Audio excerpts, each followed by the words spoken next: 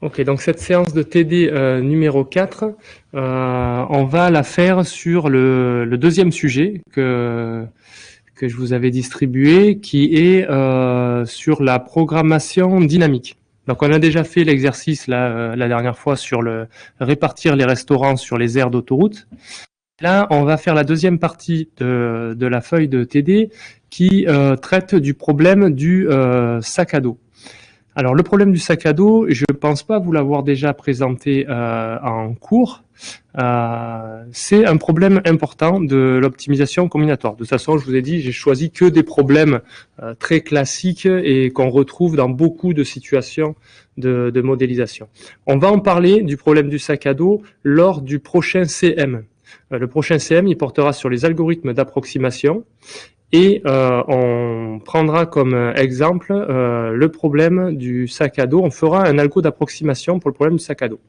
Il se trouve que cet algo d'approximation qu'on va faire, il repose sur l'algorithme qu'on va faire aujourd'hui pour résoudre de façon exacte le problème du sac à dos par la programmation dynamique. Cet algo, il a une complexité exponentielle, mais dans la façon dont elle est exprimée, on pourrait croire qu'elle est polynomiale. On reviendra sur ça à la fin de la séance. Là, pour l'instant, on va s'occuper de voir comment faire un algorithme pour résoudre de façon exacte le problème du sac à dos, qui est donc, vous l'avez compris, un problème NP difficile. Alors, je vous laisse prendre connaissance du sujet de l'exercice jusqu'à la question 1 et ensuite on fait un petit exemple ensemble pour s'assurer que vous avez bien compris les notions mises en jeu et le problème dont il s'agit. Donc, je vous laisse 3 minutes pour lire l'énoncé de l'exercice et on en discute ensemble ensuite avant de se lancer dans les questions.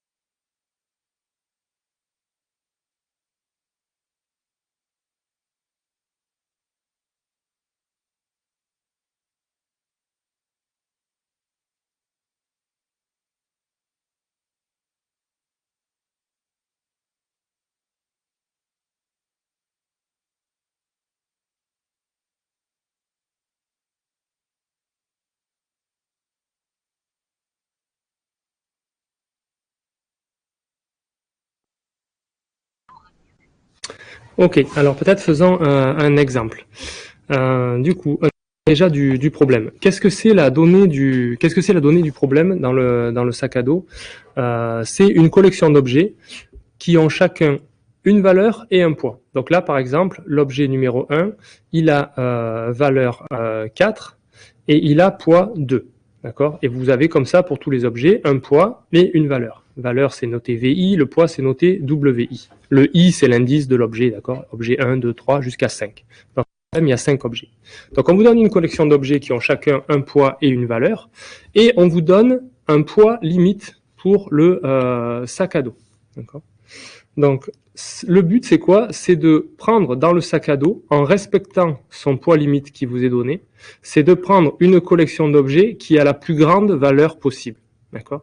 Donc là, on ne veut pas dépasser le poids 7, et on veut prendre une collection d'objets qui a un poids inférieur à 7. Donc le poids de la collection, évidemment, c'est la somme des poids des objets, et pareil pour la valeur. Et on veut que la valeur, du coup, elle soit la plus grande possible sans dépasser le poids 7. Donc, par exemple, là, je peux sélectionner, si je veux, l'objet numéro 1, qui a un poids 2, et l'objet numéro 3. D'accord? Donc, un sac à dos possible, je pourrais prendre l'objet 1 et l'objet 3. L'objet 3, je vais l'appeler pas sac à dos, je vais l'appeler sac 1, par exemple. C'est un exemple de sac. Et sac 1, et je me retrouve avec le poids du sac 1. C'est le poids de l'objet 1 plus le poids de l'objet 3, ça fait 7. Et la valeur du sac 1, c'est la valeur de l'objet 1 plus la valeur de l'objet 3, c'est 7 aussi. Ok. Donc là, par rapport à mon problème, ça, le sac 1, par exemple, c'est un problème qui respecte la contrainte de poids imposée. Donc ça, c'est une valeur valide. D'accord? Donc la réponse au problème, quelle est la valeur maximale qu'on peut prendre? Ben, c'est au moins 7. Peut-être on peut faire mieux, mais déjà on a trouvé une façon de faire 7. Regardons un sac qui ne respecterait pas les contraintes de poids. Si par exemple je décide de prendre l'objet 3 et l'objet 4, je me retrouve avec un poids du sac 2 qui serait quoi? Le poids de l'objet 3 plus le poids d'objet 4, ça fait 9. Okay, donc ça, 9, c'est strictement supérieur à 7. Donc ça ne respecte pas les contraintes du problème. Donc ces sacs-là, les sacs qui dépassent le poids, on ne les considère pas. Nous, ce qu'on veut, c'est optimiser la valeur pour les sacs qui respectent le poids limite. D'accord? Alors en l'occurrence, là, si on regarde le problème, on arrive à faire quel poids au maximum quelle valeur au maximum en sélectionnant des objets parmi les 5 objets. Si je veux garder poids 7, donc qu'est-ce que je peux faire au mieux? C'est quoi la plus grande valeur? C'est quoi la réponse au problème? C'est quoi la valeur la plus grande que je peux obtenir avec un sac à dos de poids 7?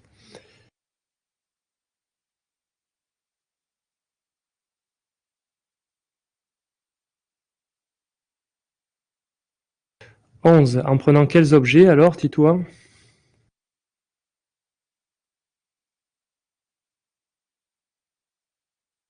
Objet 1, 4 et 5. Ouais. Objet 1. Si je prends ça, objet 1, objet 4 et objet 5, je me retrouve avec un poids là de ce sac à dos que je viens de définir. Le poids du sac 3, ça serait quoi? Objet 1, c'est 2, plus objet, tu m'as dit 4, c'est 4 justement, le poids de l'objet 4, et le poids de l'objet 5, c'est 1. Donc ça me fait un poids de 7.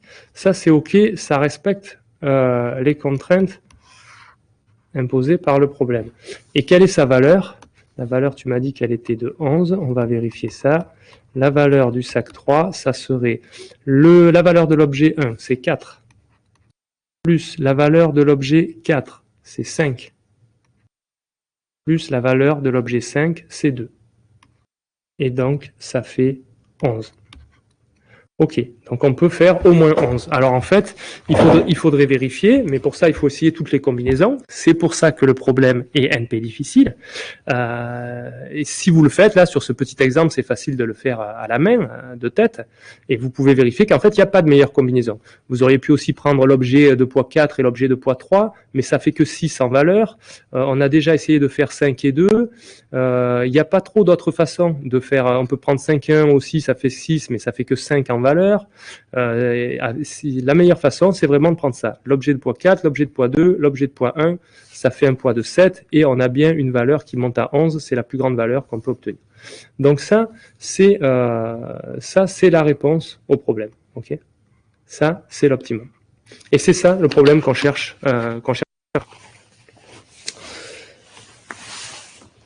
Alors, pour le résoudre, ce problème, vous avez vu dans l'énoncé de l'exercice qu'on va passer par un problème intermédiaire. D'accord, exactement comme on l'a fait dans la séance d'avant avec le problème de l'autoroute. Avec le problème de l'autoroute, on avait considéré un sous-problème qui était d'optimiser si on s'autorisait à prendre que les premières aires d'autoroute. D'accord ?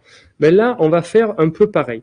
Mais en plus de ça, on va faire un espèce de retournement de la situation, qui est que on va bien s'autoriser à ne prendre que les premiers objets, comme on a fait pour les autoroutes. Donc, par exemple, là, notre nouveau problème, donc, il s'appelle, je vais le faire en bleu, notre nouveau problème, il s'appelle poids-sac. D'accord, il s'appelle poids sac de I. Ça, c'est l'indice maximum de l'objet, des objets qu'on s'autorise à prendre. Donc, dans poids sac de I, on va aller prendre les premiers objets jusqu'à celui d'indice I. Et on donne une valeur. Okay, on donne une valeur. Et ce qu'on demande dans poids sac de IV, c'est le poids minimum d'un sac à dos pour atteindre la valeur V en ne prenant que les objets de 1 à I. Donc il y a deux choses dans ce problème. Restreint. La première chose, c'est qu'on considère le problème restreint sur les I premiers objets. Les derniers ne jouent pas, d'accord. Là, si je prends I égale 3, 4 et 5 ne jouent pas. Et donc là, par exemple, je prends I égale 3, ok, je vais jouer qu'avec ces objets. Et ce que je demande, en fait, c'est pas le problème du sac à dos directement, c'est pas quelle est la meilleure valeur que je peux obtenir avec tel poids limite, c'est l'inverse.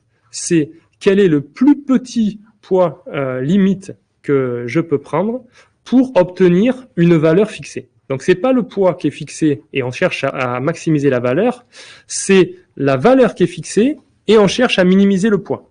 Ce qui, on voit bien un rapport qui revient un peu à la même idée, mais c'est une façon différente de s'y prendre. Donc c'est ça le problème poids-sac de IV. Donc résolvons ce problème sur un exemple. Considérons du coup le problème poids-sac de 3. Donc j'ai pris égal 3 là dans ce cas-là. Et qu'est-ce que je vais prendre comme valeur ? Laissez-moi regarder. On va prendre par exemple valeur 4. Okay. Donc ça veut dire quoi? Le 3, il dit que je ne joue qu'avec les 3 premiers objets.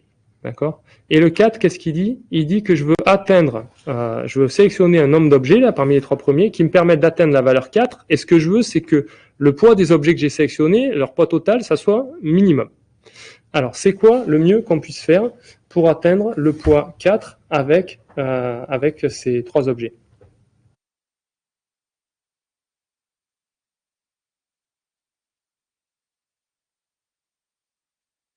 Pardon, la valeur 4. C'est quoi le poids minimum qu'on peut faire pour atteindre la valeur 4 avec ces 3 objets? Oui, exactement. La réponse au problème, ça va être 2. Pourquoi? Parce que si je considère par exemple un sac qui est, je vais l'appeler encore sac, j'en suis à quoi? Sac 1, ce sera le premier sac bleu. Sac 1, je prends l'objet 1 uniquement. Je me retrouve avec une valeur. Alors déjà, il faut vérifier que la valeur atteint bien. Donc c'est quoi la valeur de l'objet 1? La valeur de l'objet 1, ça va être 4. Donc ça, c'est OK. Okay. Ça, c'est OK dans le sens où ça atteint bien la valeur que je m'étais fixée. Et quel est le poids de ce sac? Le poids du sac 1, alors j'aurais dû mettre sac 1. C'est mal fait. Ce qui m'intéresse, c'est le poids du sac 1, mais il se trouve que le sac 1 n'est fait que de l'objet 1. La valeur du sac 1 et le poids du sac 1. Le poids du sac 1, ben, du coup, c'est le poids de l'objet 1, c'est 2. Okay. Donc voilà pourquoi je mets 2 ici. Et en fait, si vous regardez, parmi ces 3 objets, je ne peux pas faire mieux. Si je veux atteindre la valeur 4, la seule autre possibilité, si je ne prends pas cet objet, donc si je prends cet objet, c'est fini, j'ai pas besoin d'en prendre d'autres, puisque j'ai déjà la valeur 4. Si je ne prends pas cet objet, il faut que je prenne que des objets parmi ces deux-là, et parmi ces deux-là, il faudrait que je prenne les deux pour arriver à 4 de valeur, puisqu'ils ont valeur 3 et 1. Et du coup, ça me ferait 8 comme poids. D'accord ? Donc ça, c'est plus gros. Moi, ce que je cherche, là, c'est le poids minimum qui me permet d'atteindre la valeur fixée. D'accord ? Donc il y a un renversement. Là. On est passé de maximiser la valeur à minimiser le poids. Voilà, donc voilà le sens de ces problèmes intermédiaires. On peut refaire un petit exemple, si vous voulez, avec un autre poids sac. Par exemple, considérons toujours avec 3, si je fais poids sac de... alors, est-ce qu'il y a un truc plus intéressant que ça ? Par exemple, je vais faire poids sac de 6. Allez, on va faire poids sac 3. Donc, je joue qu'avec les 3 premiers objets et je voudrais cette fois atteindre la valeur 6. Okay.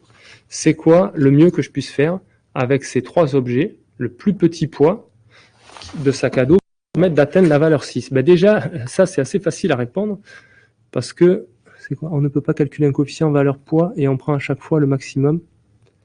Ça serait une idée d'algo. Ça donne des choses bien de faire ça.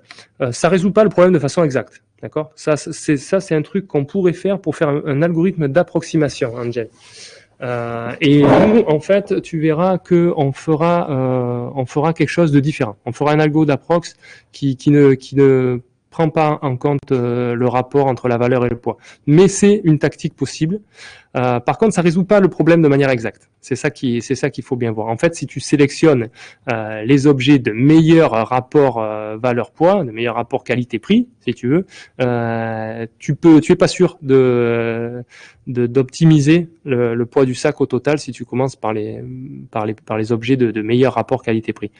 C'est plus compliqué que ça. Des fois, il faut prendre des objets de moindre rapport qualité-prix pour trouver l'optimal.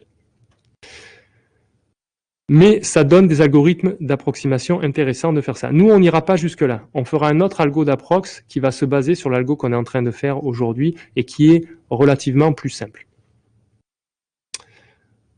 En tout cas, à analyser. L'algorithme n'est pas plus simple forcément à écrire, mais il est plus simple à analyser pour montrer qu'il y a un rapport d'approx garanti. Alors, du coup, je m'intéresse toujours à voir le problème, la réponse au problème poids-sac sur 3, 6. Qu'est-ce que ça donne ? Si je veux atteindre valeur 6 avec ces 3 objets, en fait, j'ai pas trop le choix. Vous voyez qu'il faut sélectionner au moins l'objet 1 et l'objet 3, parce que si vous les sélectionnez pas, tous les deux, si vous en sélectionnez qu'un des deux, par exemple, vous sélectionnez que objet 1, objet 2 ou objet 2, objet 3, vous n'arrivez pas à 6. Donc, il faut forcément sélectionner la valeur 3 et la valeur 4. Et du coup, il n'y a rien besoin de sélectionner d'autre. Ça va faire que c'est un poids 7. D'accord ? Donc, c'est un poids 7 et il serait atteint par le sac fait de l'objet 1 et de l'objet 3. Okay. Le poids de ce sac, c'est 7 et sa valeur, c'est au moins 6. En l'occurrence, c'est même plus de 6, c'est 7. Ok. Donc voilà le problème. Et voilà le problème intermédiaire qu'on se propose d'utiliser pour le résoudre. Alors, regardons la première question. Donc, ce qu'on va faire, c'est de la programmation dynamique sur le problème poids-sac IV intermédiaire. Okay.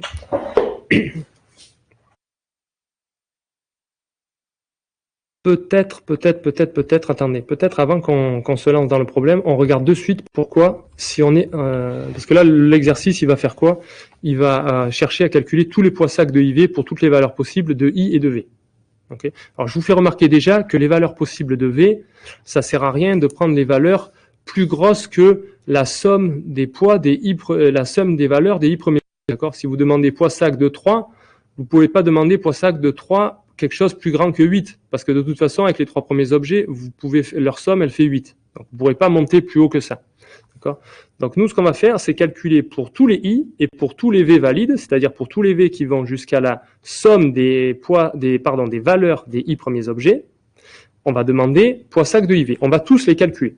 Okay ? Donc, on va voir la formule de récurrence pour les calculer. Vous allez voir, elle n'est pas très compliquée, même si elle est un peu technique à écrire, elle est très simple à prouver et à comprendre. Par contre, ce que j'aimerais bien qu'on voit, c'est pourquoi quand on a fait ça, on a résolu le problème. Mais en fait, est-ce que vous voyez pourquoi?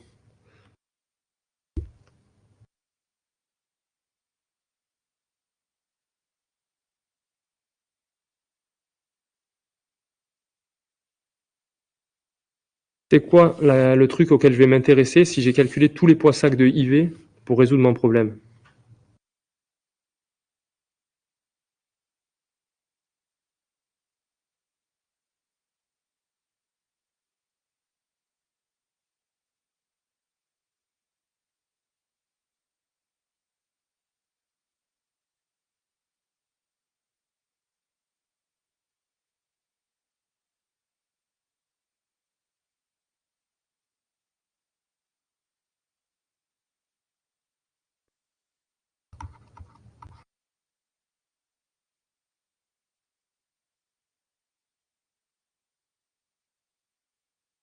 Ben, je vais m'intéresser au dernier tableau que j'aurais calculé, c'est-à-dire lorsque le i vaut n.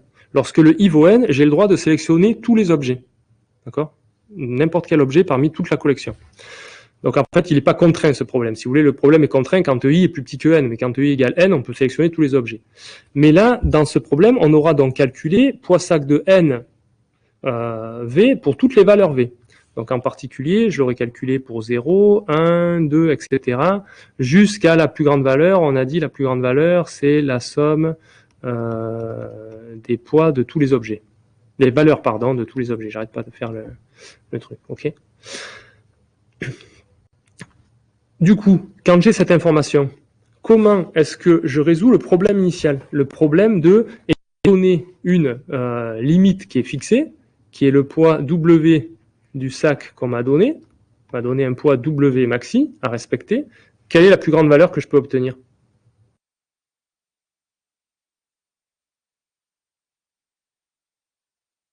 Non, là j'ai mal fait, en fait, je n'aurais pas dû dessiner comme ça. Je refais.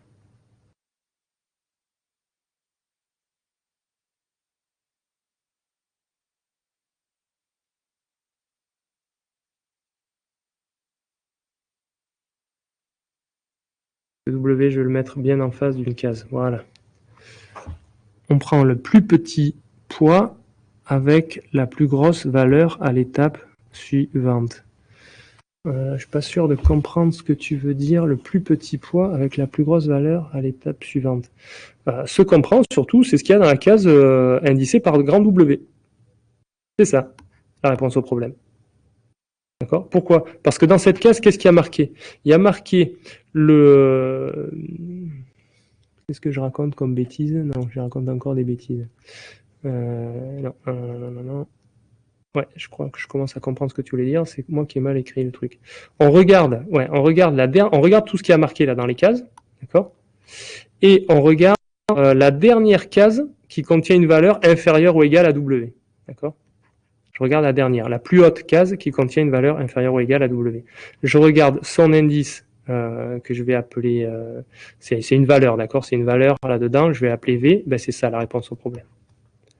Okay, pourquoi? Parce que dans cette case, il y a le plus petit, dans les cases, il y a le plus petit poids de sac qui permet d'atteindre cette valeur.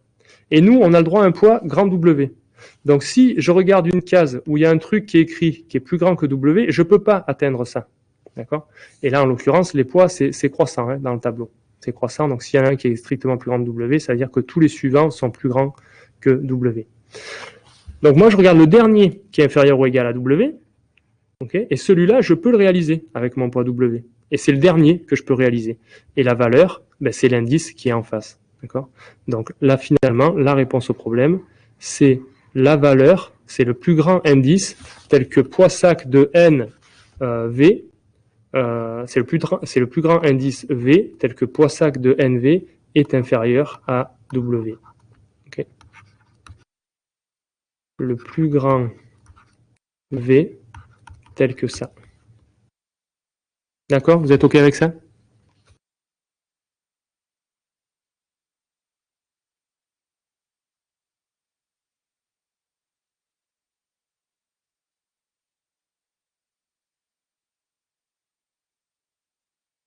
Ok, nickel. Si vous avez des questions, n'hésitez pas à les poser.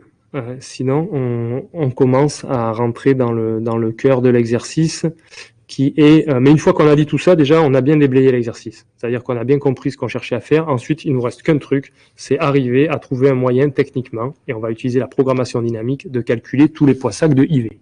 Donc l'exercice qu'il vous propose, c'est pas à pas de construire une formule de récurrence pour calculer ça.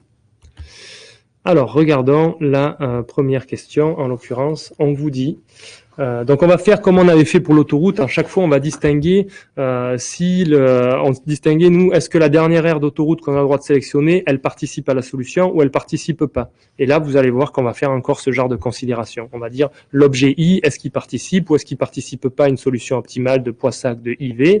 Et dans le cas où il participe ou il participe pas, on arrive à déduire des formules qui sont différentes, mais après on les rassemble. Ok, alors que vaut opt-bar de IV? Donc opt-bar de IV, opt-bar c'est la solution au problème poids-sac. D'accord? Pourquoi opt? Parce qu'on cherche la solution optimale à ce problème poids-sac. Et pourquoi opt-bar? Parce que c'est renversé. Parce que là, on cherche à minimiser le poids au lieu de maximiser la valeur. C'est ça que veut dire le bar.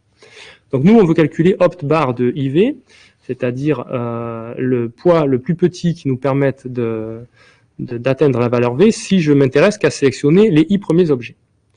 Et la question qu'on vous pose, c'est qu'est-ce que ça vaut, opt-bar de IV, lorsque I appartient à une solution optimale et qu'en plus, donc l'objet I, le dernier objet qu'on a le droit de sélectionner, il appartient à une solution optimale et en plus, c'est le seul objet dans une solution optimale. Donc vraiment une situation très simple, un peu caricaturale. Qu'est-ce que ça vaut dans ce cas-là? Je vous laisse une minute pour trouver ça.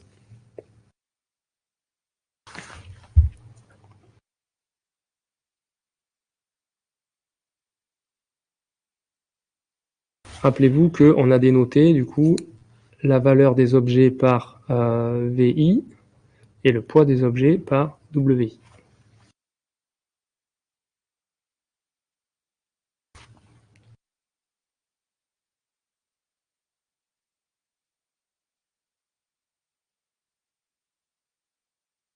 Oui, mais poids de I, c'est ce qu'on a dénoté WI. Les poids sont dénotés WI comme weight en anglais et V sont dénotés comme valeur ou comme value en anglais. Donc en l'occurrence, c'est ça, c'est le poids de l'objet. Alors c'est pas O l'objet, O c'est la collection d'objets, O c'est le sac, c'est la solution optimale. L'objet, il a un indice I, d'accord, c'est l'objet numéro I. Son poids,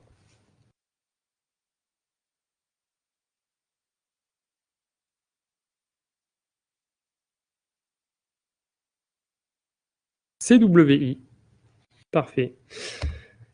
C'est ce que dit la solution. Donc, dans le cas trivial, un peu trivial, il faut le reconnaître, où la solution optimale, elle est composée d'un seul objet, qui est l'objet I, ben, le poids de la solution optimale, c'est ça, le opt-bar de IV, c'est le poids de la solution optimale. Le poids de la solution optimale, c'est exactement le poids de l'objet I. C'est tout. Donc, dans ce cas-là, on sait avoir une formule en fonction des données du problème. D'accord? Donc, nous, ce qu'on cherche, c'est exprimer opt-bar de IV en fonction des données du problème et des valeurs plus petites de opt-bar de IV. Donc là, première étape de la formule de récurrence, un peu triviale. Deuxième étape. Toujours, on considère le cas où l'objet I participe à une solution optimale O, au problème poids-sac IV, mais cette fois, c'est pas le seul objet dans O. Il y en a d'autres. Alors dans ce cas-là, ça s'exprime comment? Opt-bar de IV en fonction de WI, des opt-bars plus petits, etc. Je vous laisse 2 minutes pour trouver cette formule.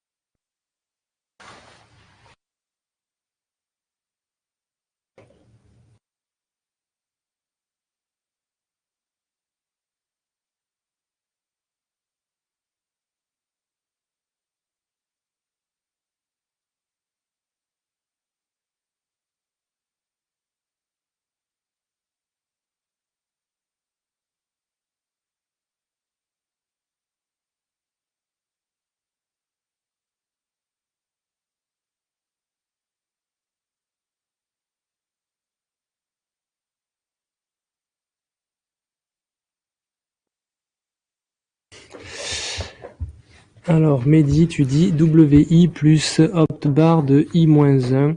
Oui, mais dans opt-bar de I, il y a deux arguments. Donc, le premier, ça sera I-1, je suis d'accord. Et le deuxième, pour la valeur, tu mets quoi? Est-ce que tu gardes la même valeur V ou est-ce que tu la changes? V moins VI. Parfait. 100%, d'accord. Du coup, peut-être, je laisse encore une minute à tes camarades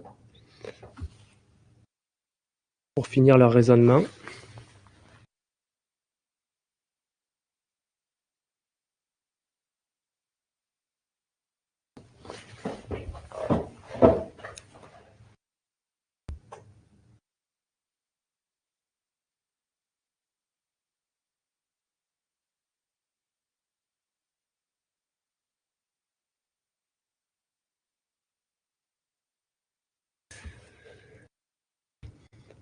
Ok. Donc la solution qui vous est proposée, c'est ça. C'est exactement celle qu'a donnée Mehdi. Comment est-ce qu'on peut arriver à trouver cette formule? Bon, d'abord, il faut bien voir qu'on nous donne une solution optimale O. Donc, ce qui est clair déjà, c'est que opt-bar, le opt-bar qu'on cherche à exprimer, là, le opt-bar de IV, c'est exactement le poids de O. D'accord? W de O. Et en l'occurrence, O, on nous dit, il est fait de l'objet I plus d'autres objets. Donc, le poids de O, c'est le poids de l'objet I plus le poids du reste des objets qui composent O. Alors, en l'occurrence, pourquoi est-ce que ce poids, c'est ça, forcément, ce truc-là? Ben, déjà, en effet, le reste, vu qu'on a déjà pris l'objet I, le reste, il ne fait intervenir que les objets inférieurs à I-1. Okay. Et là, on dit c'est le poids minimum pour atteindre la valeur V-VI. Ben oui, en effet, le reste là, le reste ici, le reste des poids, ils atteignent clairement la valeur V-VI, puisque au total, WO atteint la valeur O-V, d'accord? On sait que WO, par définition, c'est supérieur ou égal à V, d'accord? Puisque O est une solution qui répond à opt de IV, donc elle doit atteindre la valeur V en essayant d'avoir le poids le plus petit possible. D'accord. Donc ici, c'est clair que le poids qui reste ici, là, qu'on cherche à déterminer, c'est clair qu'il est plus grand que V moins, moins VI. D'accord. Puisque j'ai l'objet I qui a valeur VI et que je sais qu'au total, j'ai plus de V. OK. Et je ne sélectionne que des objets jusqu'à I-1. Okay. Alors pourquoi est-ce que c'est exactement... Donc déjà, c'est un truc de valeur au moins V moins VI et qui n'est composé que des objets de I-1. Pourquoi est-ce que pourquoi est-ce que le poids, c'est le poids optimum pour faire ça? Ben parce que si ici, j'avais pris quelque chose de poids plus grand que l'optimum, alors c'est O qui serait pas optimum, parce que ça veut dire que je pourrais trouver quelque chose de poids plus petit qui atteint quand même la valeur V-VI en ne sélectionnant que des objets I-1, jusqu'à I-1. Et du coup, si je peux faire ça, ben je fais décroître le poids de WO. Donc le poids qui est ici, c'est forcément le poids minimum pour atteindre la valeur V-VI en ne sélectionnant que des objets jusqu'à I-1. Donc ici, voilà pourquoi on a forcément le poids optimal pour aller jusqu'à V-VI avec des objets jusqu'à I-1. Est-ce que c'est OK pour tout le monde pour cette explication ou est-ce qu'il faut la reprendre?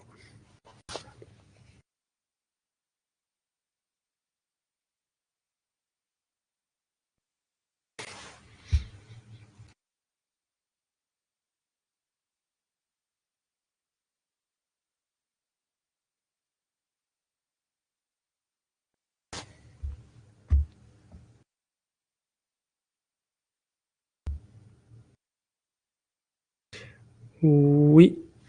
Alors, pourquoi V-VI? D'accord. Pourquoi V-VI? Parce que... Alors, attends, je reprends le truc. V-VI parce que je sais que ma solution optimale O, elle atteint un poids supérieur ou égal à W. D'accord. Je vais réécrire à côté un peu mieux, si je peux. Le poids de ma solution optimale O, il est par définition supérieur ou égal à V. D'accord. Puisqu'il répond au problème, la solution O, c'est une solution optimale au problème opt-IV. Donc elle atteint au moins une valeur V. Et O, il est composé d'un objet qui est le IM objet. Le IM objet appartient à O. D'accord. C'est marqué là. Le IM objet appartient à O. Donc, la valeur de O, si tu veux, si je m'intéresse à la valeur de O, je vais l'écrire là, j'espère que ça ne sera pas trop sale. La valeur de O, elle est faite de la valeur du IM objet plus le reste. Le reste des objets, la valeur du reste des objets. Or, si la valeur de O, comme la valeur de O, elle est supérieure ou égale à V, ça veut dire que la valeur du reste, elle est supérieure ou égale à V moins VI. Puisque la valeur de O, c'est précisément VI plus la valeur du reste. Donc il faut que le reste soit plus grand que V moins VI, vu que V de O est plus petit que est plus grand que V. Ah oui, j'ai mal écrit, c'est pas W de O, c'est V de O. Je m'embrouille entre les valeurs. Ok, voilà. Donc du coup, c'est tout ça pour dire que tu sais que là, le reste ici atteint une valeur au moins V moins VI. Et il ne le fait qu'en sélectionnant des objets jusqu'à I-1, d'accord? Puisque là dans ta solution O, tu avais l'objet, tu as le droit d'utiliser que les objets jusqu'à I. Et on a dit, il y a l'objet numéro I, il y est, et il y a d'autres objets. Donc les autres objets, ils ont un indice inférieur à I-1. Donc le reste, là, le reste de ce qu'il y a ici, là, alors, il y a le reste en valeur et puis il y a le reste en poids. Le reste en poids, c'est une collection d'objets qui atteint une valeur V-VI en ne sélectionnant que des objets jusqu'à I-1. Pourquoi est-ce que c'en est une qui réalise l'optimum, c'est-à-dire le poids minimum qui me permet d'atteindre V-VI avec ces objets jusqu'à I-1? Mais parce que si j'avais pas pris un truc qui était optimum ici, s'il existait un truc de poids inférieur qui sélectionne que ces objets, qui atteint cette valeur, alors ma solution O elle-même, elle serait pas optimum. D'accord? Parce que si ici je prends un truc de poids plus petit, eh ben je fais décroître le poids de O. Si ici je prends un truc de poids plus petit que le reste du poids de O, ben, au final je fais décroître le poids de O. Donc c'est forcément, vu que O est optimum, c'est forcément l'optimum qu'on a pris ici. Ok, super. Donc on passe à la question d'après. C'est une récapitulation des deux questions d'avant. Je vous laisse 2 minutes pour la faire. On vous demande en fait de compiler les deux formules qu'on a obtenues dans A et B, c'est-à-dire on avait dans les deux cas, on avait I qui appartient à O, et un cas I était l'unique objet, et un cas I n'est pas l'unique objet. Maintenant, on voudrait avoir une formule qui regroupe tout ça, et qui dit lorsque I appartient à O, on a toujours, blam, cette formule. Mais vous voyez que dans la formule, il y a un truc bizarre qui est apparu, c'est le max de 0 V moins VI. Alors je vous laisse 2 minutes pour vérifier que cette formule, elle est correcte. On vous la donne, vous avez qu'à vérifier qu'elle est correcte.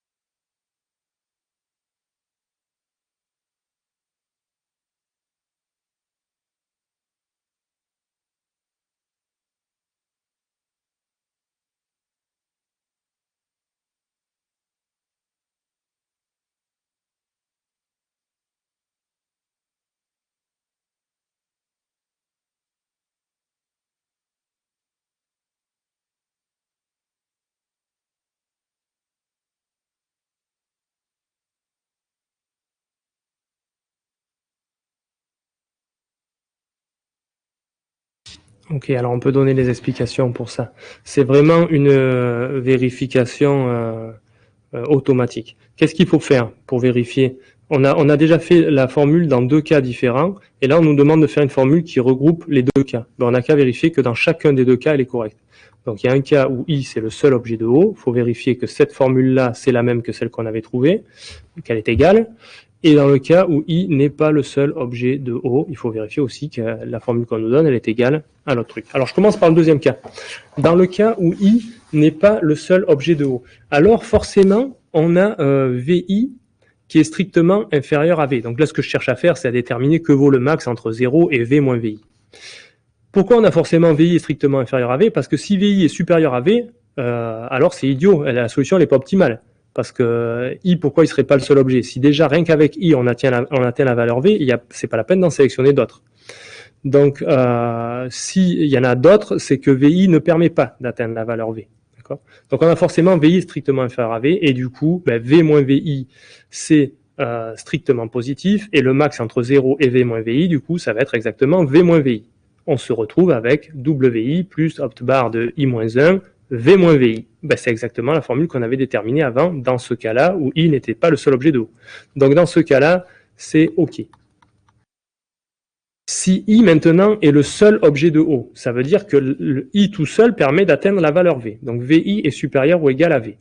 Du coup, si VI est supérieur ou égal à V, ce truc-là, là, V moins VI, c'est négatif ou nul. Et du coup, le max entre 0 et ce truc-là, c'est 0.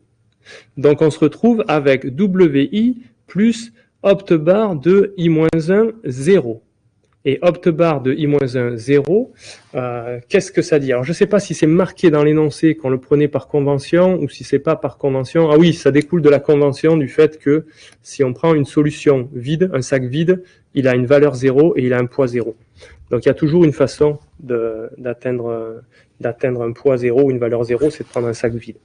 Et du coup, ici, qu'est-ce que ça dit? Là, on est en train de demander quel est le poids minimum d'un sac qui ne sélectionne que les I-1 objets, les premiers objets, et qui atteint une valeur 0.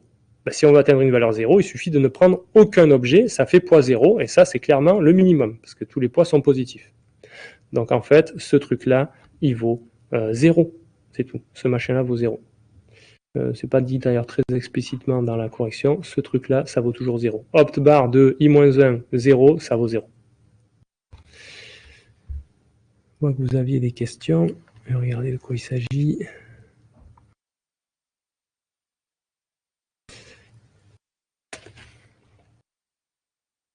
C'est pour le cas d'arrêt, tu demandes, Julien. Je ne crois pas que ce soit lié au cas d'arrêt. Un petit peu, c'est-à-dire que le cas d'initialisation, c'est ça, d'accord? Le cas d'initialisation, c'est le fait que opt bar de i-1, 0 va 0. Ça, ce sera dans le tableau que j'ai dessiné tout à l'heure. Ce sera ma première case. Ok? Je reviens sur le tableau que j'ai dessiné tout à l'heure. Là, j'en ai dessiné un de tableau de opt bar. Là, ça veut dire que dans la case 0, il y a toujours marqué 0. Voilà. Donc oui, quelque part, c'est l'initialisation dans le tableau. Après, là, ce qu'on fait, c'est surtout chercher à regrouper les différents cas en une seule formule pour écrire l'algorithme plus simplement. Okay, c'est pas un travail fondamental. Alors là, on passe à un cas plus important avec la question D. On se demande maintenant, lorsque I n'appartient pas à la solution optimale. Donc là, on a traité le cas où dans la solution optimale, il y avait l'objet numéro I. Et lorsqu'il n'y a pas l'objet numéro I, qu'est-ce qui vaut cette barre de IV? Assez facile, je vous laisse 2 minutes.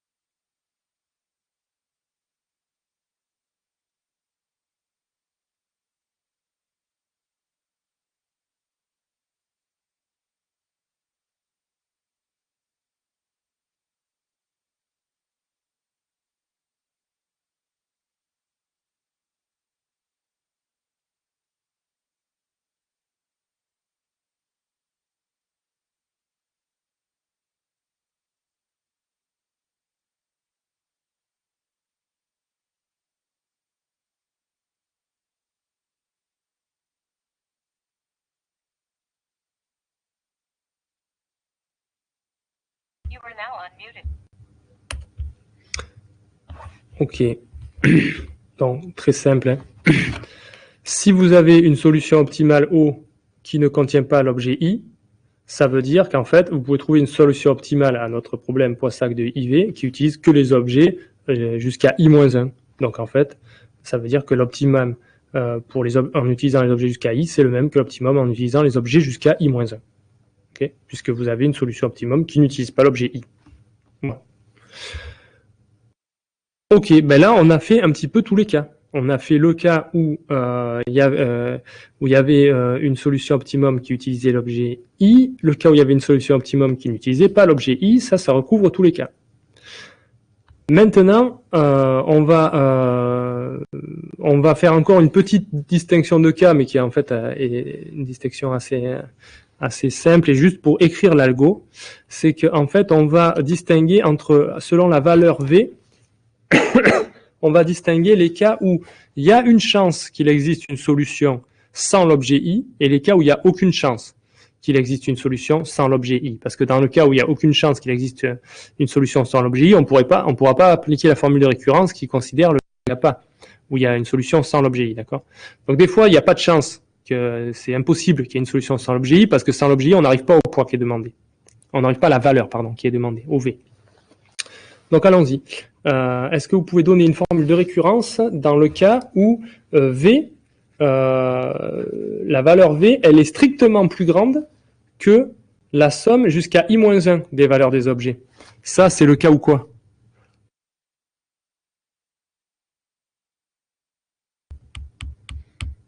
Ça veut dire quoi si on a ça là? Si j'ai la valeur V qu'on me demande d'atteindre, elle est strictement plus grande que la somme des I-1 premiers objets. Et on me le demande d'atteindre en utilisant que les I premiers objets. Ça veut dire que je suis obligé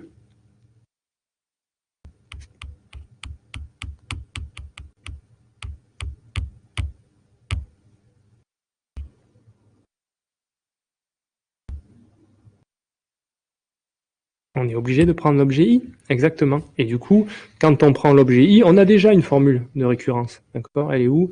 C'est celle de la question C. Voilà. Dans le cas où I appartient à O, on a toujours opt bar de IV est égal à ça. Et bien là, voilà la formule de récurrence. C'est tout. On reprend la formule de récurrence de la question C.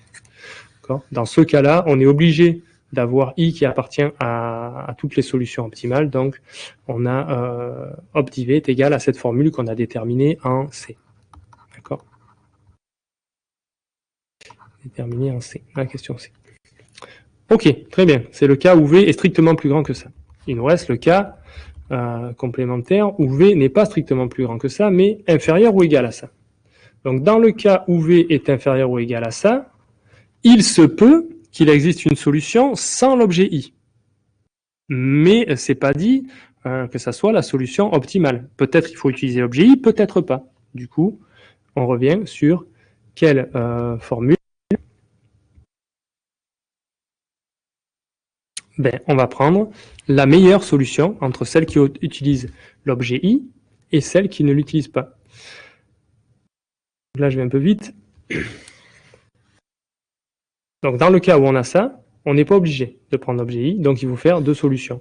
Soit on ne prend pas l'objet I. Que vaut la solution lorsqu'on ne prend pas l'objet I? C'est ça. Ok. L'optimum qu'on puisse faire, si on ne prend pas l'objet I, c'est ça. Ça, c'est la meilleure solution qui ne prend pas l'objet I. Soit on le prend, l'objet I. Et si on prend I, on a exactement la même formule qu'on a utilisée à la question d'avant et à la question petit c.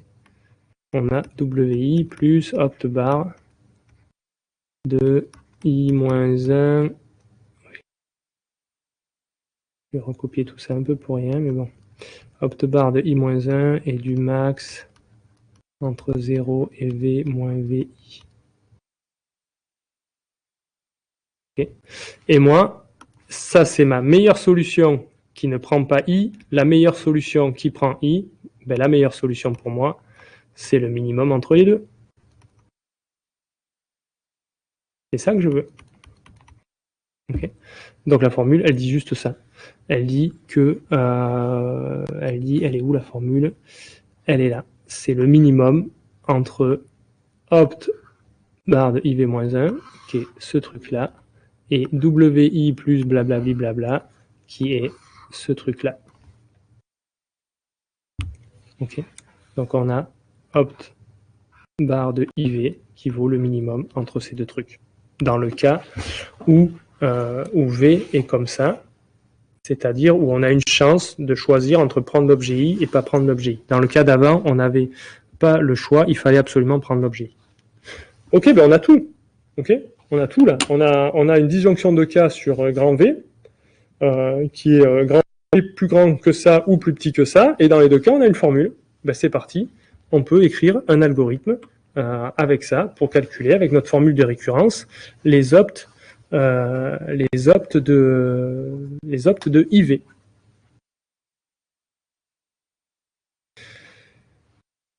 Alors, je ne sais pas si je vous montre l'algorithme maintenant. Si, je vous montre l'algorithme maintenant. Parce que c'est juste reprendre toutes ces formules. Donc l'algorithme, qu'est-ce qu'il fait? Il est écrit là. Okay. Il fait rien. Très franchement, il fait rien. Il recopie les formules. Donc qu'est-ce qu'il fait? Il fait que pour I de 1 à N, on veut calculer les opt bars de I, V avec tous les V possibles. D'accord? Donc il commence par initialiser les opt bars de I0 parce qu'on a remarqué là au milieu des questions que ça valait toujours 0, opt bar de I0. D'accord? Quel que soit le I. Donc il commence par mettre 0 dans tous les opt bars de I0. Ok. Donc ça va être opt bar, ça va être une espèce de matrice, d'accord? Il y a deux entrées. Il y a I et puis il y a la valeur V qu'on veut atteindre. Donc il commence par faire ça, par mettre 0 dans tous les opt bars de I0. Ensuite, il doit considérer toutes les valeurs de V possibles. Alors, pour un I donné, pour un I fixé, c'est quoi toutes les valeurs de V possibles? V peut prendre les valeurs, on a dit, de 0, mais de 0, on s'en est déjà occupé. Il peut monter jusqu'à combien, valeur max? Ben, ça n'a pas de sens de le faire monter plus loin que la valeur de tous les I premiers, puisque nous, on ne s'autorise qu'à faire des solutions qui n'utilisent que les I premiers objets. Donc, si vous demandez une valeur plus grande que la valeur totale des I premiers objets, ça n'est pas défini. Ça n'est pas bien défini. Donc c'est ça, la valeur maximum qu'on prend, c'est la somme des valeurs des I premiers objets. Okay. Donc pour V qui va de 1 à cette plus grande valeur qu'il peut prendre, pour I donné, donc là on est pour un I fixé, eh bien on va calculer tous les opt bars de IV. Donc on fait quoi? Ben, on applique la formule qu'on vient de trouver. On fait la disjonction de cas. Si V est strictement supérieur à cette somme-là, de la valeur des I-1 premiers objets, on avait dit dans ce cas-là, on a une formule de récurrence qui s'exprime comme ça. Et sinon, s'il est inférieur ou égal, on avait exprimé la formule de récurrence comme ça. Donc alors, je vais mettre, pour être très clair, pour pas que ça paraisse magique de où ça vient, je vais mettre le numéro de la question. Donc c'est la question F quand il est inférieur ou égal, et c'est du coup la question E quand il est strictement supérieur. Donc quand il est strictement supérieur, ça c'est la formule qu'on a déterminée à la question E. Et ça, c'est la formule qu'on a déterminée à la question F. Dans le cas où il est inférieur ou égal. C'est le sinon. V est inférieur ou égal à cette somme. Ok, donc là j'ai juste recopié les formules, c'est tout. Et à la fin, ce truc-là, c'est pour faire quoi? C'est pour calculer opt, pas opt bar. C'est pour calculer opt, c'est-à-dire calculer la réponse au problème du sac à dos. Et on avait tout à l'heure dit au problème initial, qui était le problème du sac à dos quand même. Entre-temps, là, on a dévié sur le problème poids-sac, mais le problème initial, c'était le problème du sac à dos. Et on avait dit déjà comment est-ce que on fait. On regarde, ce qui nous intéresse, c'est lorsque I égale N, c'est-à-dire que les objets qu'on peut sélectionner ne sont pas restreints. On peut sélectionner n'importe quel objet. Et on regarde, on va calculer le maximum des V pour lequel le sac qui permet le poids minimum d'un sac qui permet d'atteindre la valeur V, il est inférieur à W, qui est la limite qu'on nous a donnée dans le problème du sac à dos.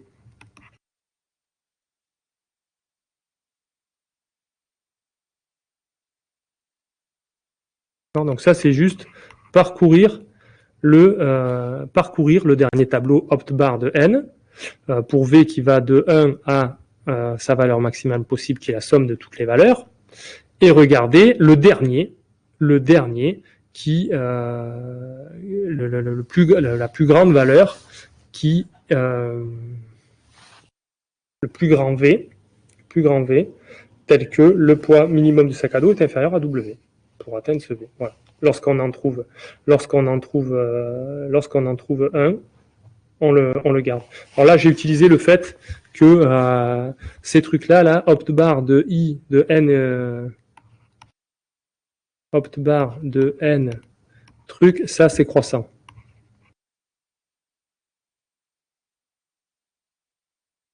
Et croissante avec V. D'accord. Ça, c'est assez évident, parce que si vous demandez une valeur plus élevée, vous ne pouvez pas l'atteindre avec un poids plus petit. Okay. Si vous pouviez l'atteindre avec un poids plus petit, c'est qu'avant aussi, vous pouvez atteindre des valeurs inférieures avec ce poids-là. Ok, donc voilà, en utilisant la croissance de ce tableau, du coup, on retient la dernière case. En fait, là, ce que ça fait, c'est que ça retient la dernière case telle que le opt-bar de NV est inférieur à W. Ok. Des questions sur l'écriture en forme algorithmique.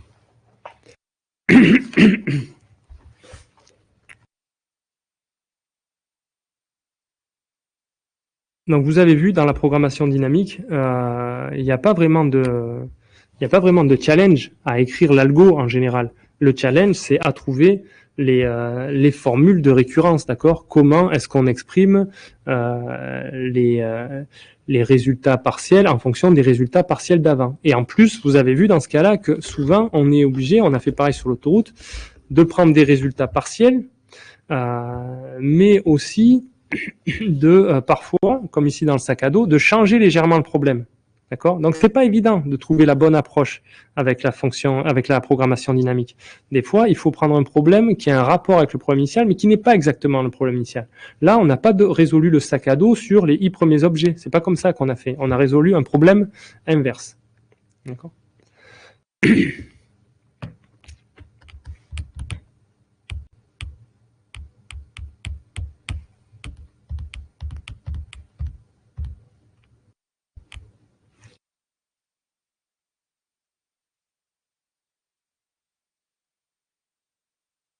Pas de questions là-dessus? Si, Mehdi, t'as une question.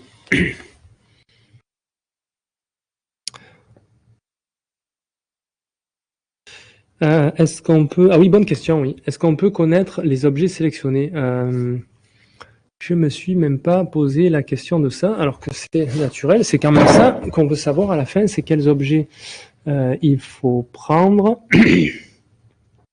Alors, je pense qu'on pourrait faire un peu comme on avait fait pour le problème de l'autoroute.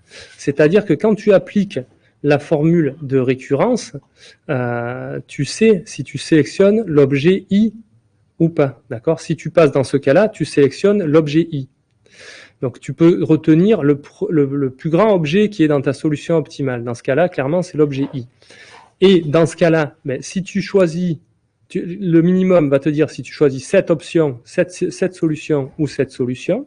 Et pour chacune d'entre elles aussi, tu connais le plus grand objet qui est contenu dans la solution. Donc en fait, on pourrait garder une petite information supplémentaire.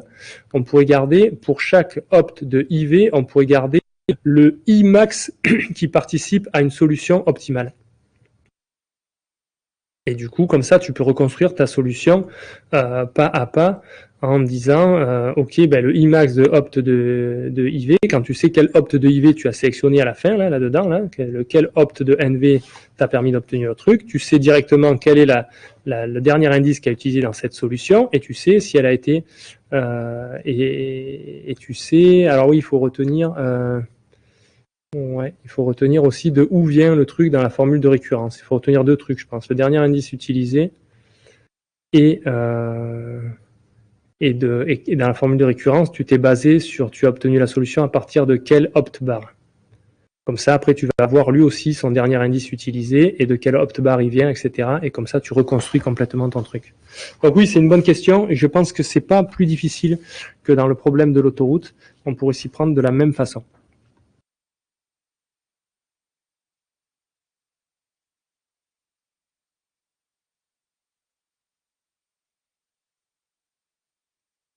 Du coup, maintenant, avant de parler des histoires de complexité, euh, peut-être on fait un exemple d'application. On fait un exemple d'application. J'aimerais bien qu'on fasse en fait exactement, qu'on déroule, que vous me calculiez à la main, soit en utilisant les formules de récurrence, soit sans les utiliser, que vous me calculiez le opt-bar de IV pour toutes les valeurs de IV possibles pour le problème qu'on a considéré au départ. Alors je vais faire un truc comme ça. On va faire ça, d'accord, vous calculez, vous remplissez tous les tableaux opt-bar de IV à la main ou en suivant la formule de récurrence pour tous les I et les V. Donc I, dans notre exemple qu'on avait pris, il y avait 5 objets, donc I va de 1 à 5, et V, ben, ça dépend de quel I vous en êtes, il faut voir la somme des I premiers objets jusqu'où, d'accord. Donc c'est pas une matrice carrée, c'est une matrice où il y a des colonnes de hauteur différentes. Donc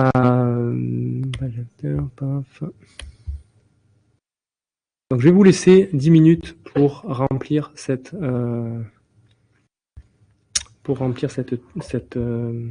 tableaux. On va reprendre, du coup je vais reprendre ça là. Je vais reprendre ce truc là.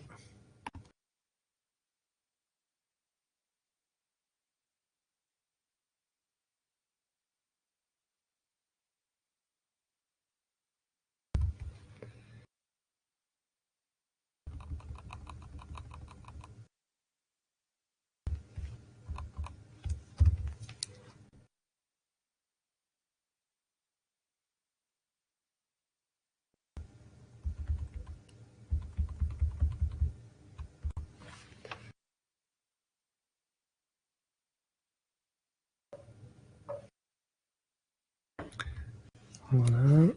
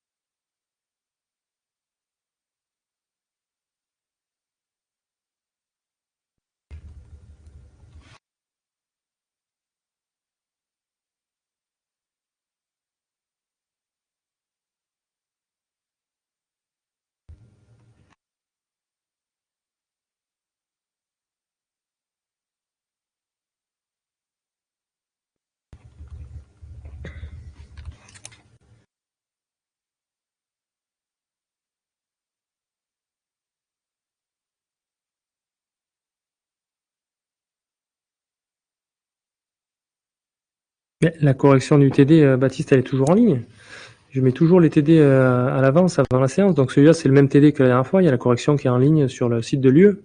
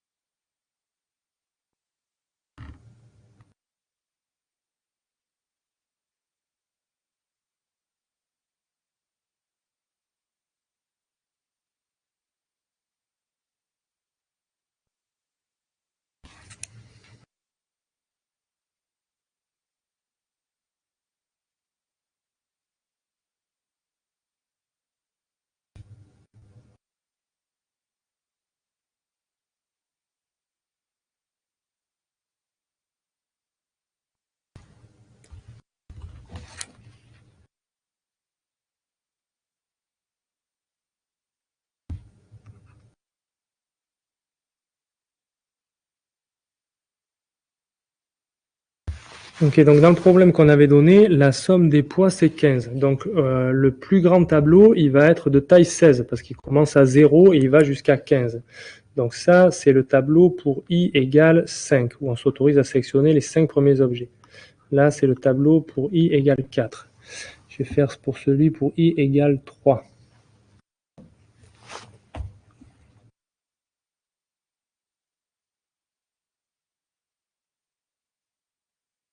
Donc par exemple, pour i égale 3, les 3 premiers objets, ils ont une somme qui va jusqu'à 8. Donc je vais m'arrêter à la case 8.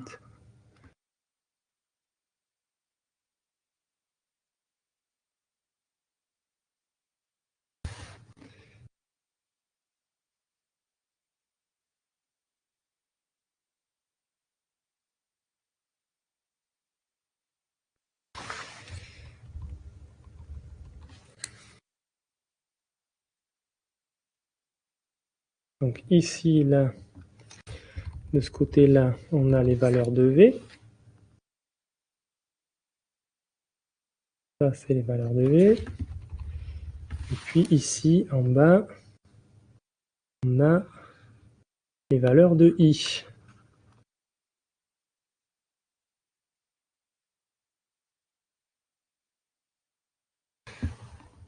Pour 2, les deux premiers objets, ils montent jusqu'à 5. La somme de leurs valeurs fait 5.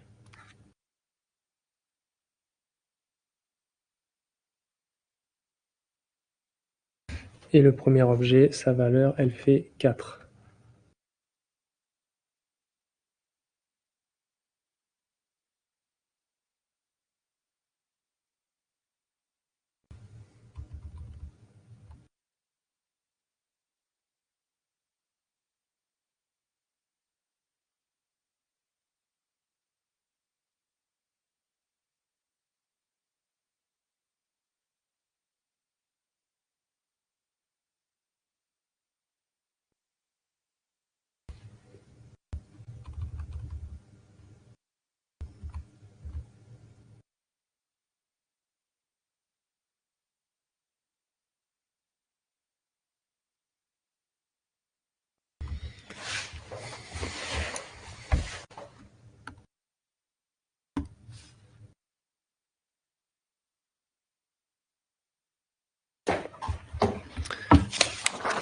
Ok, alors je commence à le remplir à la main, d'accord? Donc déjà, on a dit pour V qui vaut 0, ça vaut toujours 0 puisqu'on peut ne sélectionner aucun objet pour atteindre la valeur 0. Ensuite, lorsque je m'autorise à ne sélectionner que l'objet 1, quel est le poids minimum d'un sac qui me permet d'atteindre la valeur 1? De toute façon, je m'autorise à sélectionner qu'un objet, donc c'est forcément le poids de cet objet, d'accord? Donc c'est 2 partout. Pour atteindre une valeur 2, c'est 2, c'est le poids de l'objet 1. Pour atteindre une valeur 3, c'est 2. Pour atteindre une valeur 4, c'est 2. Et je me suis arrêté là parce que de toute façon, je ne peux pas atteindre des valeurs supérieures à 4 en ne sélectionnant que l'objet 1. Lorsque je m'autorise maintenant à sélectionner les deux premiers objets, okay, donc là, je m'autorise à sélectionner éventuellement ces deux-là. C'est quoi le mieux que je puisse faire pour atteindre la valeur 1? Ben, encore une fois, c'est de sélectionner le premier objet parce que l'autre, il a un poids plus important. Il permet d'atteindre la valeur 1, mais il a un poids plus important, 3, donc il vaut mieux prendre l'objet de poids 2 pour atteindre la valeur 1. Donc c'est 2. Pareil, du coup, pour atteindre la valeur 2, la valeur 3 et la valeur 4. Et si je veux atteindre la valeur 5, là, je suis obligé de sélectionner les deux. Parce que c'est la somme maximale de leur valeur. Donc du coup, là, ça va me dire 5 pour le poids minimum, c'est 2 plus 3. Si maintenant, je joue avec les 3 premiers objets. 3 premiers objets, quelle est la façon la moins coûteuse d'atteindre 1? Encore une fois, c'est d'utiliser l'objet 1, qui a un poids 2. Donc c'est 2, c'est pareil pour atteindre la valeur 2, de toute façon c'est le plus petit poids parmi les objets, et c'est pareil pour atteindre jusqu'à la valeur 4. Pour atteindre la valeur 5, est-ce que je fais comme avant? Est-ce que je prends ces deux-là, ou est-ce qu'il y a mieux à faire? Je vois pas trop comment on pourrait faire mieux. Non, on ne peut pas faire mieux. Ces deux-là, de toute façon, c'est les deux de plus petits poids parmi les 3 premiers objets. Donc on va encore prendre ces deux-là, et ça va nous faire un poids 5. Donc là, je les remplis à la main, et après on fera un exemple d'application de la formule, okay, dans un cas plus intéressant. Sur la 4e colonne. Si je veux atteindre un poids 6, une valeur 6, pardon, comment est-ce que je fais? Ben là, j'ai pas trop le choix. Il faut prendre au moins 4 et 3. D'accord? Et du coup, c'est le minimum que je peux prendre. Donc, ça me fait un poids 7. 5 et 2 fait 7. Donc, il me faut un poids 7 pour atteindre la valeur 6. Et en fait, j'atteins même la valeur 7, puisque 4 et 3 ici, ça fait 7. Donc, pour la valeur 7, c'est pareil. Et si je veux la valeur 8, ben là, c'est le maximum. Il faut prendre tout le monde. Et là, du coup, je me retrouve avec un poids de 10. Mon sac à dos. Ok, on fait pareil pour remplir la quatrième colonne. Bon, la quatrième colonne, encore une fois, le 2 là, donc là je joue avec les 4 premiers objets, et le 2, le premier objet, celui de poids 2, c'est encore le poids minimum parmi les objets, donc il n'aura pas de compétiteur jusqu'à sa valeur. Pour atteindre les valeurs plus qu'à 4, c'est forcément lui qu'on prend et seulement lui. Ensuite, quand je veux passer à 5, est-ce que j'ai mieux à faire que ce que je faisais avant? Avant, je faisais 5 en prenant 3 et 2. Ben oui, maintenant, j'ai mieux, parce que j'ai l'objet 4 qui a poids 5. Donc, si je prends que lui, il a un poids qui a valeur 5. Si je prends que lui, il a un poids 4, c'est mieux. Je ne suis pas obligé de faire 5 comme avant. Je peux faire en 4. En poids 4, je peux atteindre 5. D'accord? Est-ce que pour atteindre 6, qu'est-ce que je vais faire? Soit je prends lui et je rajoute 1, ça va me coûter 7. Soit je fais quoi? Est-ce que j'applique la formule à cet endroit-là ou est-ce que je l'applique? J'ai prévu de l'appliquer où? Une barre de 4,3. Ah mais je voulais appliquer pour 4,3. Bon, attendez, je vais revenir en arrière et je vais l'appliquer pour 4,3. Donc là, vous voyez, quand je commence à la remplir à la main, au début c'est facile, à la fin, ça commence à être moins facile. Et ça commence à être moins facile, pourquoi? Ben parce qu'on est en train de regarder tous les cas. Autrement dit, il vaut mieux appliquer la formule de récurrence. Alors du coup, je vous fais un exemple de la formule de récurrence. Donc, pour calculer opt-bar, je suis revenu en arrière, je veux calculer opt-bar de 4, 3. D'accord? Ce que je vais mettre là dans cette case. Opt-bar de 4. Quelle est la question à se poser dans l'algo? La question qu'on se pose, c'est est-ce que la valeur V, en l'occurrence ici c'est 3, est-ce qu'elle est strictement plus grande que la somme des 3 premiers objets? La somme des objets sans prendre le troisième, justement. Pardon, sans prendre le quatrième. Voilà. Donc, ça veut dire là, je suis sur l'objet 4. Est-ce que 3, c'est plus grand que la somme des 3 premiers objets? Ben non, la somme des 3 premiers objets, leur valeur, c'est 8. D'accord? Donc, non, c'est pas plus grand. C'est pas plus grand. Donc, je vais passer dans la partie de l'algorithme qui me dit non, c'est pas plus grand. Donc là, il faut que je calcule le minimum. Donc le minimum, ça veut dire quoi? Ça veut dire que j'ai deux options. J'ai deux options. Soit je prends l'objet 4, soit je le prends pas. L'option où je le prends pas marche bien. D'accord?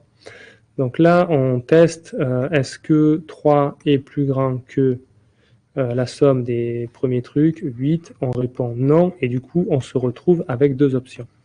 Les deux options, c'est je prends l'objet numéro 4 ou je ne le prends pas. Donc, je vais trouver la meilleure solution avec l'objet numéro 4 et la meilleure solution sans l'objet numéro 4. Donc, la meilleure solution avec l'objet numéro 4, alors je vais encore me référer à la formule, c'est ça. Je prends opt-bar de i-1, donc moi dans i-1 là ça va être 3, et je prends le max entre 0 et la valeur moins la valeur de l'objet i. Donc la valeur de l'objet i, c'est le quatrième objet. Ma valeur, elle vaut 3, et la valeur de l'objet i, le quatrième objet, je ne sais pas. Quatrième objet, sa valeur, elle vaut 5. D'accord? Elle vaut 5. Donc je me retrouve à calculer un truc comme opt-bar de 3 et le max entre 0 et 3 moins 5, ben c'est 0. Voilà. Donc ça, le mieux, c'est de... Si on prend l'objet 4, pardon, il fallait prendre déjà l'objet 4. Donc l'objet 4, il a comme poids 4, plus cette solution-là. D'accord? Bon, et cette solution-là, elle a pour poids 0. Donc ici, je me retrouve avec Ça, c'est égal à 0. Donc moi, tout ça, au final, cette branche-là, ça me donne 4. C'est quand j'ai décidé de prendre l'objet 4. Okay, en effet, si j'ai décidé de prendre l'objet 4, ben, j'attiens la valeur 3 directement. Si je décide de ne pas prendre l'objet 4, alors si je décide de ne pas prendre l'objet 4, du coup, je vais, d'après les formules de récurrence, me retrouver à calculer le opt bar de 3 pour atteindre la valeur 3. Je sélectionne les objets que jusqu'à 3 et je veux atteindre la valeur 3. Donc ça, je vais le lire dans ma table. Opt de 3, 0 aussi, j'ai eu dans la table, mais c'était un peu trivial. Opt de 3, 3. Il est où? Il est là. Opt de 3, 3, c'est 2. D'accord? Égal à 2. Et du coup, ça, c'est la solution optimum sans prendre l'objet 4. Ça, c'est la solution optimum en prenant l'objet 4. Et moi, ma formule de récurrence, là, qu'il y avait, elle me dit de prendre le min entre les deux. Ben, le min entre les deux, c'est 2. Voilà. Donc voilà pourquoi ici, je viens écrire 2 si j'applique les formules de récurrence. Okay. Donc je prends le min entre ces deux trucs-là et je viens l'écrire dans cette case-là. Ok. Faisons peut-être un autre exemple. Qu'est-ce qui serait intéressant?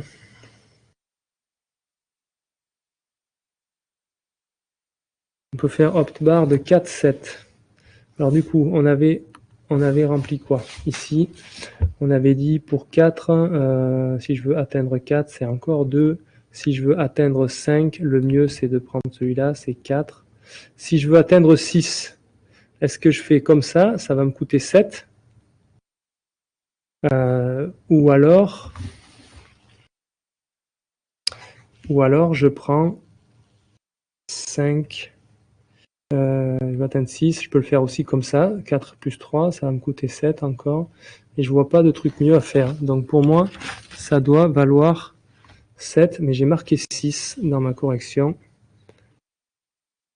Ah oui, si, j'ai marqué 6 parce que si je prends celui de 4 et 2 ici, 4 et 2, je dépasse largement. Je vais aller jusqu'à 9. D'accord? Donc à ce moment-là,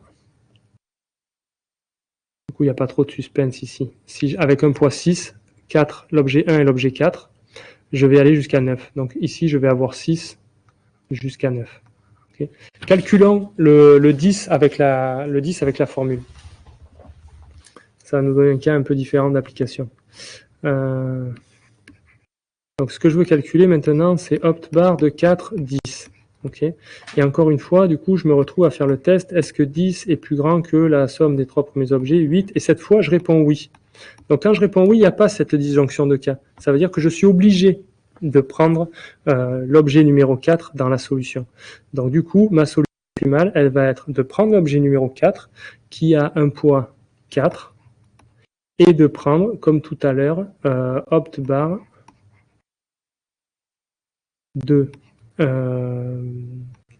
3 pour atteindre quoi? Alors, pour atteindre l'objet numéro 4, il avait un poids 5, donc maintenant, ce que je veux atteindre, c'est 10 moins 5. Okay. Autrement dit, je m'intéresse à opt bar de 3, 5. Et opt bar de 3, 5, j'ai déjà calculé, il est là. Il vaut 5. Voilà, donc ma solution, moi, c'est 4 plus 5, c'est 9.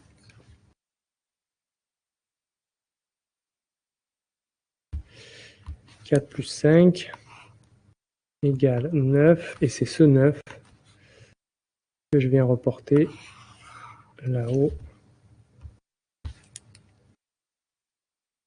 dans cette case. Ok. Donc voilà comment ça fonctionne d'appliquer les formules de récurrence pour remplir cette table. Vous voyez, soit on les remplit à la main, mais ça demande de considérer plein de cas. Sinon, on applique la formule de récurrence. Peut-être on en fait un dernier qui est quand même plus intéressant. On va refaire ensemble opt de 4, 8 par exemple. Et après, on s'arrêtera là. Calculons opt bar de 4, 8. J'ai pas tellement de place pour faire ça. Est-ce que je peux enlever, descendre tout ça là? Ça va pas être très beau, mais bon. Pas grave.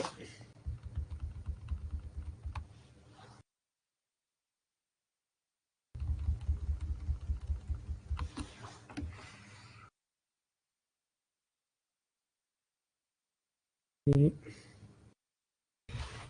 les flèches veulent plus dire grand chose, c'est ça qui est dommage, mais bon.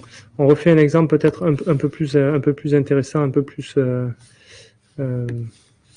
générique.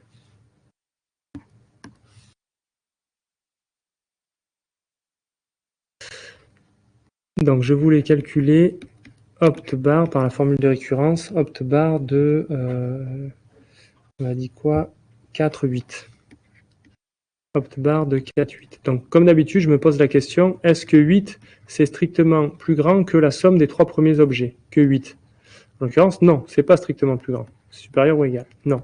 Donc quand je réponds non, j'ai les deux options. J'ai l'option de faire une solution avec l'objet 4, et l'option de faire une solution sans l'objet 4. Quand je prends l'objet 4, qu'est-ce qu'elle me coûte, ma solution? Elle me coûte le poids de l'objet 4, qui vaut justement 4, et le poids que j'ai besoin d'atteindre pour atteindre la différence. Moi, je veux atteindre 8. Donc, je ne sélectionne que les trois premiers objets, et je veux atteindre 8 moins 4, égale 4.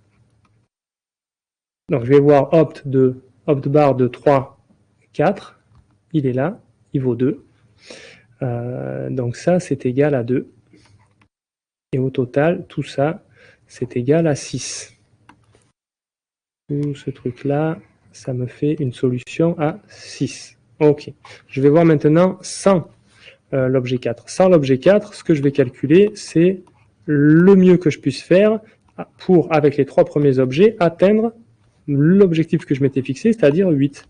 Je vais le lire dans la table. Opt de 3, 8, c'est 10.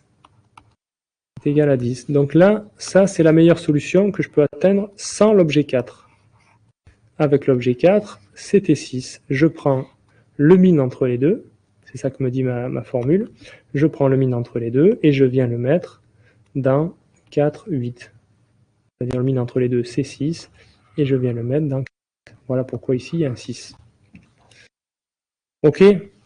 Bon, ça, il faut que vous sachiez le faire, ce genre de choses, parce que je vais vous poser des questions là-dessus lors des petits tests qu'on fera ensemble et peut-être lors de l'examen final. Parmi les questions de calcul, donc je vais vous écrire bientôt pour vous rappeler quand on fait un test de CC le 10 décembre. Mais le genre de questions de calcul que je peux vous poser, alors pas de calculer toute la table, hein, mais de calculer quelques valeurs, pour voir si vous avez bien compris le mécanisme de ces formules de récurrence qu'on a dégagées ensemble.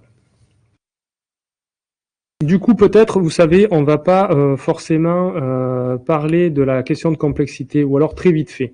Allez, on en parle très très vite fait. La complexité de l'algorithme, j'en reparlerai en cours, je pense. Est-ce qu'on peut analyser la complexité de l'algorithme en fonction de n et v? Alors attendez, je me remets sur la feuille, que vous puissiez voir ce que je fais.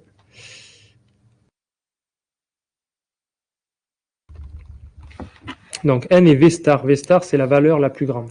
Si on fait ça, on tombe sur une complexité qui est de n carré v étoile. D'accord? Pourquoi est-ce que je vous ai dit en préambule que ça a l'air polynomial comme complexité? C'est-à-dire, c'est n carré fois v étoile, ça a l'air d'être polynomial. En fait, ça l'est pas. C'est exponentiel. Pourquoi c'est exponentiel? Parce que le n carré, ouais, c'est bon. Le n carré, ça, c'est polynomial. D'accord? C'est le nombre d'objets qu'on a dans notre problème au carré. En fait, c'est le v étoile qui a l'air d'être un truc, une donnée du problème, mais en fait, ça l'est pas. Pourquoi? Parce que les poids des objets, ils sont écrits en binaire. D'accord? Donc en fait, l'objet là de poids v étoile, le plus grand objet, la place qu'il prend dans la donnée, c'est pas v étoile, c'est log de v étoile. D'accord? Et du coup, v étoile, c'est égal à l'exponentielle du log de v étoile. Donc ça veut dire que ce v étoile, en fait, il est exponentiel en fonction de la taille de la donnée. Parce que la taille de la donnée, c'est seulement log v étoile. D'accord? Donc voilà pourquoi ce truc-là a l'air polynomial et en fait ne l'est pas. Il y a une exponentielle qui est cachée dans le v étoile, qui est un cas très, très classique. Hein. Quand on exprime en fonction la complexité en fonction d'entiers qui sont contenus dans la donnée ou de nombres qui sont contenus dans la donnée, on on se retrouve à cette question-là. C'est qu'en fait, le codage du nombre est bien inférieur au nombre lui-même. La taille que prend le nombre est bien inférieure à sa valeur. Okay. Voilà. Donc, par contre, si on le code en unaire,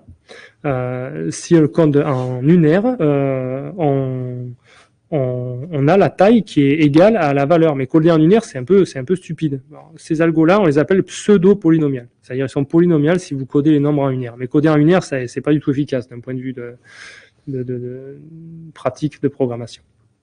Voilà. J'ai oublié de vous faire remarquer au départ, mais bon, vous l'avez bien compris, que là, tout ce qu'on a pu faire, c'est parce que les valeurs sont entières. D'accord ? On remplit des tables indicées par les valeurs, c'est parce que les valeurs sont entières. Donc là, c'est un cas particulier du problème du sac à dos qu'on a considéré, c'est le sac à dos à valeur entière.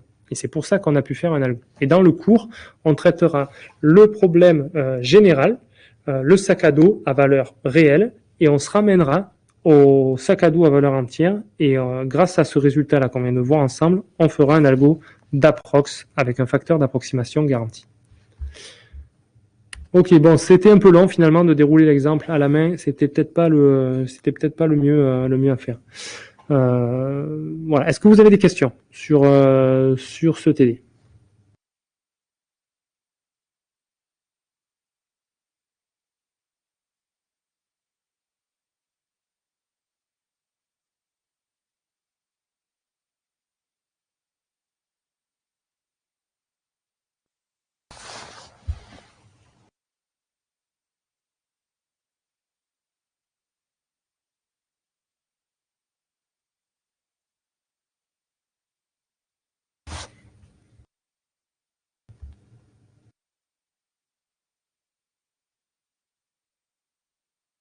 Ok, très bien. Bon, oui, je suis content que ça vous ait servi. Au moins, ça vous donne une représentation plus concrète de qu'est-ce qui se passe, de quelle table on manipule et de où est-ce qu'on va lire les informations.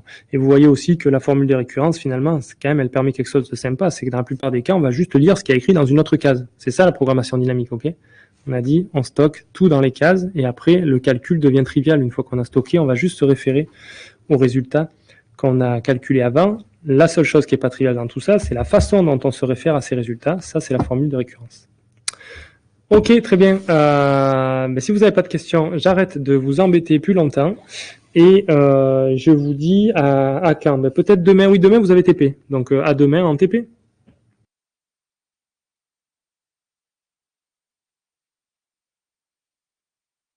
Et pensez que les bleus rendront le TP demain. Voilà. Bonne journée à vous aussi. Bon appétit, parce que c'est bientôt l'heure de manger. Et à la prochaine fois.